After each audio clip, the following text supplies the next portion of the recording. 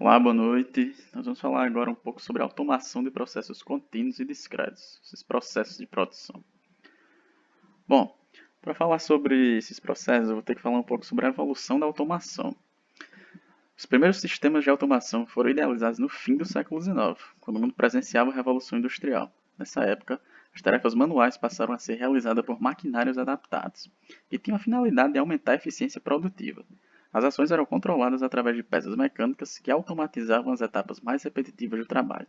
Mais tarde, essas peças foram substituídas por dispositivos que operavam por meio de relés e contadores, possibilitando uma automação mais complexa e sofisticada em linhas de montagem. Somente depois da Segunda Guerra Mundial que surgiram as primeiras máquinas por comando numérico e os sistemas de controle para processos. Nessa época, também foram criados os circuitos integrados analógicos, que deram origem a uma nova geração de sistemas automatizados. Com o passar dos anos e a chegada da década de 70, os primeiros computadores comerciais foram empregados para controlar grandes sistemas de automação. Devido à dificuldade de programação e os altos custos de manutenção, esses computadores foram posteriormente substituídos pelo controlador lógico programável, o famoso CLP, né? Uma máquina muito mais avançada e projetada especialmente para processos industriais. Na década de 70, a tecnologia já havia evoluído o suficiente para conceber circuitos a computadores com alta capacidade de processamento. Assim, os sistemas de automação se tornavam mais eficientes, velozes e confiáveis, possibilitando produções de maior escala com redução de custos, otimização de espaço e aumento da confiabilidade e segurança técnica. Bom, no período atual, a automação se embasa na projeção e implementação do sistema cyberfísico, que controla projetos, processos materiais e gerenciam as tomadas de decisões de forma totalmente descentralizada, com a internet das coisas, a famosa IoT, né? Esses sistemas ganharam a habilidade de dialogar com diversas máquinas simultaneamente e enviar informações em tempo real para gestores e supervisores. Entretanto, sistemas mecânicos e eletrônicos mais simples ainda não foram totalmente abandonados, pois existem processos em que a mão de obra humana se faz fundamental à qualidade do produto. Além disso, os sistemas cyberfísicos apresentam um custo muito mais elevado, o que às vezes impossibilita sua implementação. Mais precisamente, a automação industrial dos tempos modernos é focada nos seguintes princípios. Vou fazer uma pequena listagem aqui. Esse nome eu tive que anotar aqui porque é a interoperabilidade. Interoperabilidade é a capacidade dos sistemas cyberfísicos, máquinas, estações de montagem e produtos, e dos humanos de se comunicar entre si por meio da internet das coisas e da computação em nuvem. Também temos a virtualização, que é a simulação virtual do ambiente industrial, que é criada por sensores de dados interconectados, permitindo rastrear e monitorar permanentemente todos os processos físicos da fábrica, isso tudo remotamente. A descentralização, por meio dos sistemas cyberfísicos, as máquinas conseguem tomar decisões sem interação humana e em conformidade com as necessidades de produção. Também temos a capacidade em tempo real, que consiste em coletar dados, analisá-los, entregar insights dessas análises de forma instantânea. A orientação a serviço, que é a disponibilização dos serviços, entre aspas, dos sistemas cyberfísicos, humanos ou da áreas inteligentes, através da computação em nuvem. Por último, a modularidade, que é a capacidade de adaptar a produção flexivelmente conforme a expansão, reposição, retirada ou mutação de módulos. Tá, beleza. Falei bastante coisa, mas qual é o benefício da automação industrial? Final, né? Bom, a automação de processos produtivos pode ser mais viável economicamente por diversas razões, a começar pelo padrão da qualidade. É consenso entre especialistas em normas industriais que o sistema automatizado proporciona maior excelência qualitativa e quantitativa. É consenso entre especialistas em normas industriais que sistemas automatizados proporciona maior excelência também qualitativa, tá? Não é só quantitativa. Uma vez que as máquinas são projetadas para conduzir os processos sem falhas e sobre padrões rigorosos de controle. Ademais, os recursos energéticos e as matérias-primas podem ser melhor aproveitados, considerando que a automação permite trabalhar com foco e refúgio zero, diferentemente de nós, os humanos. Também é incontestável que a implementação de sistemas automatizados torna os processos industriais mais flexíveis, tanto no que se refere à capacidade de produção, como à capacidade de mudanças nos parâmetros fabris e nas especificações do produto. Tudo isso é modularizado, é um dos temas que eu falei mais acima. Bom, além disso, proporciona maior precisão e segurança técnica, garantindo assim a viabilidade de operação altamente complexas, insalubres e ou periculosas, que jamais poderiam ser realizadas por métodos manuais. Bom, beleza.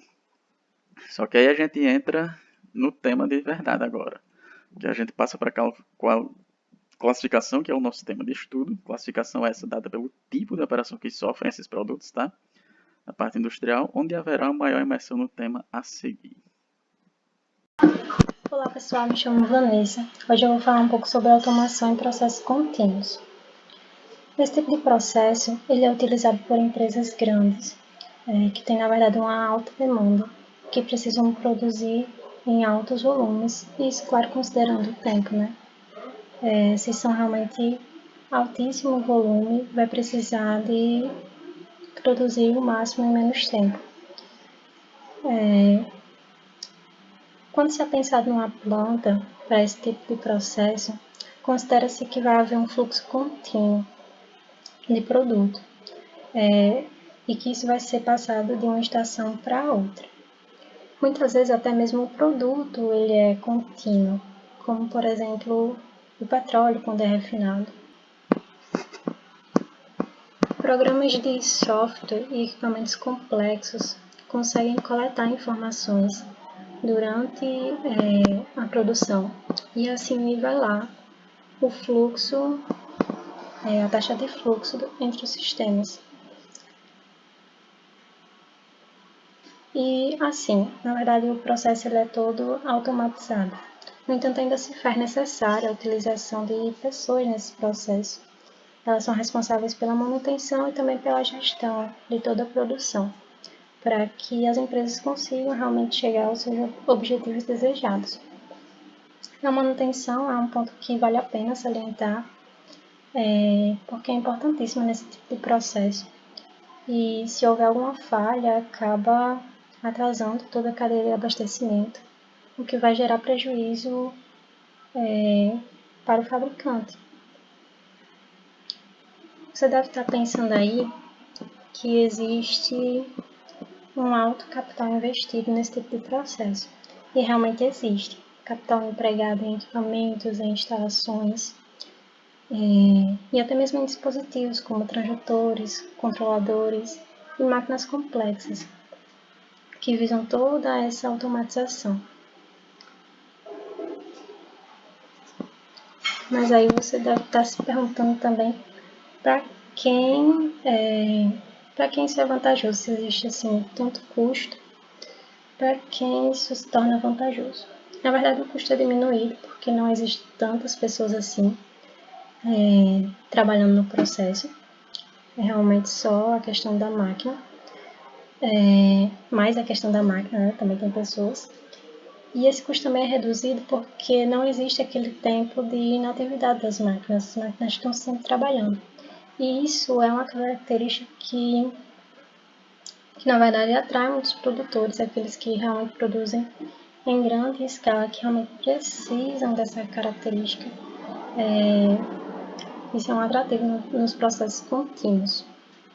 Então, para aquelas pessoas que têm uma demanda constante e grande, que não tem muita variação no produto, se torna interessante os processos contínuos. Boa noite a todos. Meu nome é Dorico Germano e eu vou dar prosseguimento à apresentação, apresentando algumas aplicações práticas dos processos contínuos dentro da indústria e mostrando para vocês alguns exemplos desses processos. Como já foi visto anteriormente, os processos contínuos são aqueles que entra a matéria-prima bruta, ocorre um processamento contínuo e o resultado seria o produto final. Na indústria petroquímica, seria um exemplo bastante clássico desse processo, onde entra o óleo bruto, ocorre um processamento desse óleo, e o resultado final seria os produtos que consumimos hoje. Eu vou explicar aqui para vocês como seria o funcionamento de uma petroquímica.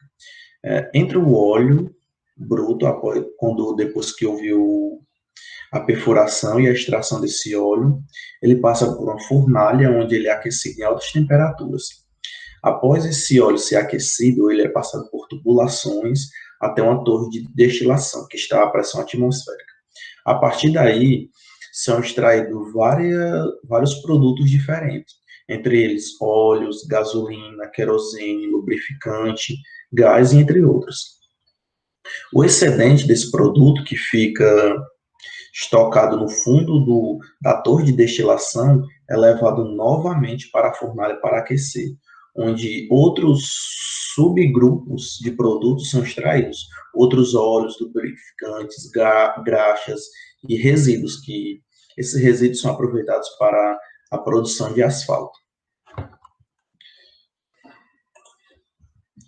Na indústria petroquímica, um exemplo bem comum seria talvez a produção de etanol, onde inicialmente acontece o corte da cana, que seria a matéria bruta, depois é levado para a indústria, onde acontece todos os processos contínuos.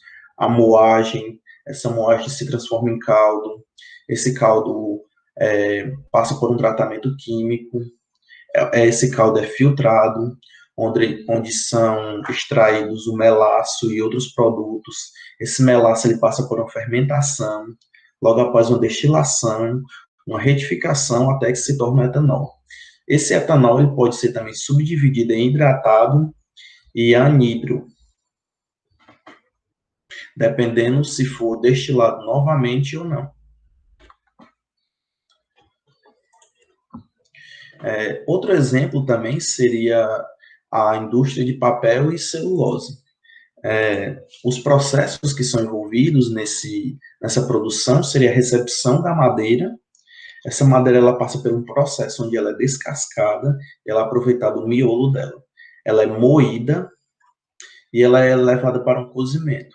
Esse cozimento ele é passado por um processo químico que faria o branqueamento dessa matéria e seria levado para a secagem e a formatação dos fardos, para que, enfim, seja levado para a indústria e a exportação ou a comercialização no próprio local.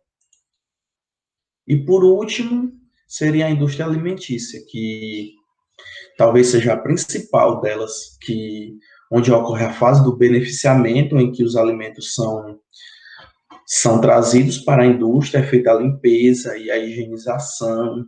Esses alimentos eles são levados para uma fase onde alguns recebem processos químicos e físicos para ocorrer uma maior durabilidade desse alimento.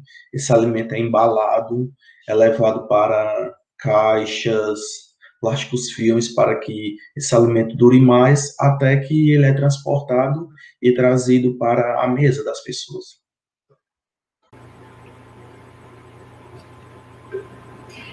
Eu me chamo Khadija Nunes e vou dar continuidade à apresentação do trabalho. No caso, eu fiquei com a automação de processos discretos. E antes de falar um pouco sobre o que seria a automação de processos discretos, a gente retoma um pouco sobre como começou esse processo de aceleração da automação. No caso, com a globalização e com a competitividade crescente nas indústrias e nas próprias mudanças sociais, foi necessário dar uma aceleração no processo de automação no setor industrial. No caso, a gente toma a automação industrial como uma substituição do trabalho muscular e mental dos homens por máquinas e equipamentos. E com isso, se dão várias classificações referente à automação. No caso, aos processos produtivos industriais. Algumas dessas informações, no caso, algumas dessas classificações, seria pelo tipo de operação que sofrem os produtos e a natureza do produto. Para o tipo de operação, teríamos os processos contínuos e discretos, e na natureza do produto, teríamos a manufatura de bens. Para o tipo de operação, teríamos os contínuos, que seria, os processos contínuos seria, como já foi visto, que envolve a produção de bens ou serviços, que não devem ser identificados individualmente, mas normalmente são empregados quando existe uma alta quantidade de produção e demanda, fazendo com que os produtos e processos produtivos sejam totalmente independentes. Então, favorece a automação, não existindo essa flexibilidade no sistema. Já para os processos discretos, eles envolvem a produção de bens e serviços que podem ser isolados em lotes ou unidades, particularizando uns aos outros, e esse tipo de processo se divide em repetitivos em massa e repetitivos em lote. Para o processo repetitivo em massa, nós teríamos que seriam aqueles que são empregados na produção com grande escala, de produto altamente padronizado. Por exemplo, a demanda pelos produtos, normalmente, ela é estável, fazendo com que seus projetos eles tenham um pouco alteração no curto prazo, possibilitando, assim, uma montagem de uma estrutura produtiva altamente especializada, sendo pouco flexível, e onde altos investimentos possam ser amortizados durante esse longo prazo, no caso, em longo prazo, já que não precisa ser tão flexível assim, não precisa de tantas mudanças. No caso, alguns exemplos disso seria, por exemplo, os automóveis, eletrodomésticos, produtos têxteis, produtos cerâmicos, abate, beneficiamento de aves, suíno, gado, etc., entre outros, né? E também tem a prestação de serviços em uma grande escala, com transporte aéreo, editoração de jornais, revistas. E para os repetitivos em lotes, seriam uma característica pela produção de um volume médio de bens e serviços, ou de bens ou serviços, no caso, e poderia ser padronizado em lotes, sendo que cada lote segue uma série de operação, então que necessita ser programadas à medida que as operações anteriores elas forem realizadas. Então, no caso, o sistema produtivo em lotes deve ser relativamente flexível e empregando equipamentos pouco especializados, incluindo mão de obra polivalente. Então, visando atender assim, esses diferentes pedidos dos clientes e as flexões, no caso, as flexibilizações com relação à demanda. No caso também, alguns exemplos de processos discretos em lotes seriam os produtos testes em pequena escala, sapatos, alimentos industrializados, ferragens, restaurantes.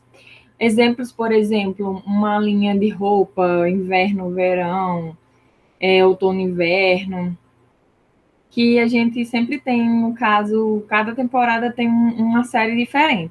Isso poderia ser um exemplo de processos discretos em lote.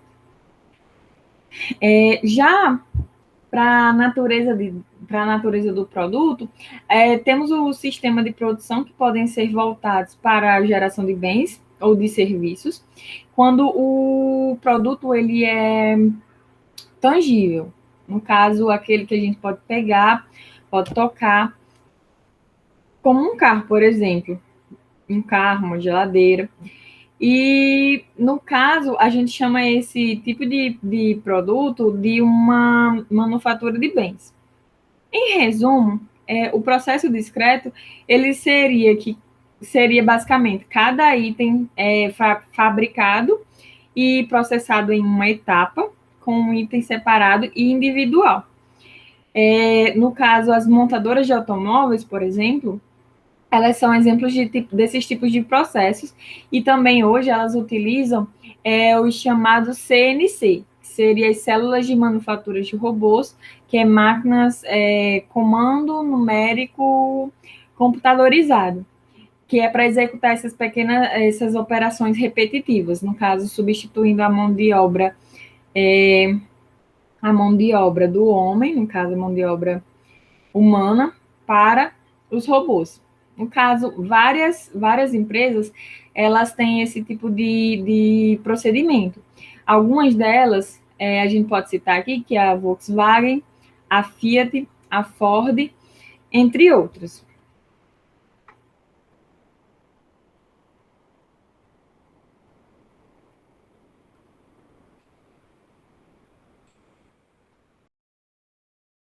noite, turma.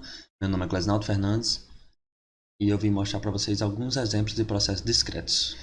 Eu dividi por tipos e o primeiro tipo é o por projeto, que eu posso dar como exemplo a construção de avião ou a construção de um grande navio. Esses processos demandam uma alta qualificação de mão de obra, até porque a mão de obra vai estar muito envolvida na construção do produto. Ela apresenta um baixíssimo volume de produção, até porque não é rápido construir produtos desse tipo. Eles apresentam uma facilidade de supervisão, até porque é possível supervisionar durante a produção. Apresentam uma baixa flexibilidade de mix, eles não são produzidos em massa, são produzidos em baixas quantidades.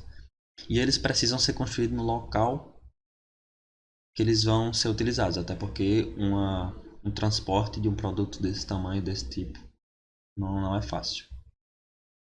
O segundo tipo de processo é aquele produzido em massa. Eu posso dar como exemplo a fabricação de eletrônicos, celulares, computadores, que é o do lado esquerdo.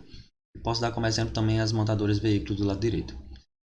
Esses processos apresentam uma baixa flexibilidade de mix, até porque são produzidos vários e vários produtos iguais. Eles também demandam uma baixa qualidade da mão de obra, até porque a automação ela é muito implantada nesse processo, diminuindo a necessidade de qualificação de mão de obra. Eles apresentam alto volume de produção, como eu disse, são produzidos vários produtos iguais.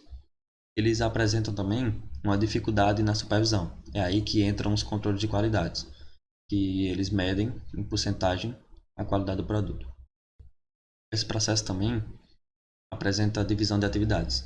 Cada operador, cada funcionário vai ter a sua função, mais ou menos como o filme de Charlie Chaplin, né? Que ele era o apertador lá de parafuso, ele só fazia aquilo o dia todo, é basicamente isso. E eles apresentam um tempo de fabricação bem menor, até porque, devido à automação, acelera a produção e aumenta o volume de produtos. O terceiro e último tipo é a produção em lotes. Eu posso dar como exemplo a produção de cerâmica, né, que cada lote tem sua peculiaridade, seja a cor, seja a textura, enfim.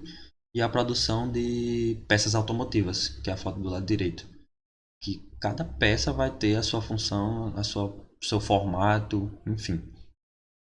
Nesse tipo de processo, a automação ela é bem implantada, mas não tanto quanto em massa. Então ele causa um aumento no tempo de produção, ele demanda uma maior qualidade de mão de obra, não tanto quanto por projeto, mas demanda uma certa qualidade da mão de obra. E o tempo não é tão rápido quanto em massa, mas também não é tão lento como o por projeto. Eles apresentam uma média flexibilidade de mix, até porque como eu disse, cada lote vai ter sua peculiaridade. Pode ter, por exemplo, certa cerâmica de uma cor, outra cerâmica de outras. E a supervisão desse processo também ela é um pouco mais difícil.